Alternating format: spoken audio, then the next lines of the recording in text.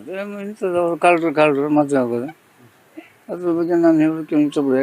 ವೀಕ್ಷಕರೇ, ಚೈತ್ರಾ ಕುಂದಾಪುರ್ ಅವರ ತಂದೆ ಈಗ ಮಾಧ್ಯಮದ ಮುಂದೆ ಬಂದು ಚೈತ್ರಾ ಕುಂದಾಪುರ್ ಅವರ ಮೇಲೆ ಗಂಭೀರ ಆರೋಪಗಳನ್ನು ಮಾಡಿದ್ದಾರೆ.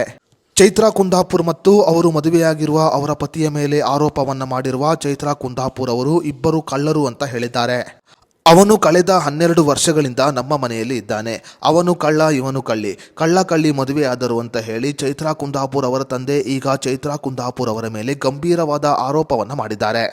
ದರೋಡೆ ಮಾಡಿ ದೇಶಕ್ಕೆ ವಂಚನೆ ಮಾಡುವುದು ಇಬ್ಬರ ಕೆಲಸವಾಗಿದೆ. ಅವರಿಬ್ಬರು ದೇಶದ್ರೋಹಿಗಳು ಅಂತ ಹೇಳಿದ್ದಾರೆ ಚೈತ್ರಾ ಕುಂದಾಪುರ್ ಅವರ ತಂದೆ. ಅವಳು ನಮ್ಮ ಮಾನ ಮರ್ಯಾದೆ ತೆಗೆದಿದ್ದಾಳೆ, ಅವಳನ್ನು ಕಂಡರೆ ನನಗೆ ಆಗುವುದಿಲ್ಲ ಅಂತ ಚೈತ್ರಾ ಕುಂದಾಪುರ್ ಅವರ ತಂದೆ ಮಾಧ್ಯಮದ ಮುಂದೆ ಗಂಭೀರ ಆರೋಪಗಳನ್ನು ಮಾಡಿದ್ದಾರೆ.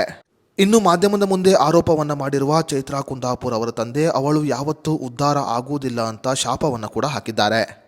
ಅವಳನ್ನು ಕಂಡ್ರೆ ನಂಗೆ ಆಗೋದಿಲ್ಲ, ಅವಳು ಎಂದೂ ಉದ್ಧಾರ ಆಗೋದಿಲ್ಲ. ಮತ್ತೆ ಅವಳು ಸುಳ್ಳು ಹೇಳಿಕೊಂಡು ಜೀವನವನ್ನ ಮಾಡುತ್ತಾಳೆ. ಆದರೆ ನಾವು ಸತ್ಯವಂತರು. ಅವಳ ಅಕ್ಕನನ್ನ ಕಂಡರೆ ಅವಳಿಗೆ ಆಗುವುದಿಲ್ಲ. ಅವಳ ಮೇಲೆ ಗಂಭೀರವಾದ ಆರೋಪವನ್ನ ಮಾಡಿ ಅವಳಿಗೆ ಮೋಸ ಮಾಡಿದ್ದಾಳೆ ಅಂತ ಹೇಳಿ ಚೈತ್ರಾ ಕುಂದಾಪುರ್ ಅವರ ತಂದೆ ಈಗ ಆರೋಪವನ್ನ ಮಾಡಿದ್ದಾರೆ. ಇನ್ನು ಚೈತ್ರಾ ಕುಂದಾಪುರ್ ಅವರ ತಂದೆ ಮಾಧ್ಯಮದ ಮುಂದೆ ಮಾತನಾಡಿರುವ ವಿಡಿಯೋ ಸಾಮಾಜಿಕ ಜಾಲತಾಣದಲ್ಲಿ ಬಹಳ ವೈರಲ್ ಆಗಿದೆ.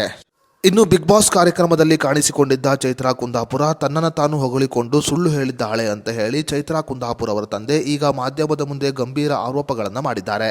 ನನಗೆ ಅವಳನ್ನು ಕಂಡರೆ ಆಗುವುದಿಲ್ಲ, ಈ ಕಾರಣಕ್ಕೆ ನಾನು ಆಕೆಯ ಮದುವೆಗೆ ಬಂದಿಲ್ಲ ಅಂತ ಚೈತ್ರಾ ಕುಂದಾಪುರ್ ಅವರ ತಂದೆ ಹೇಳಿದ್ದಾರೆ.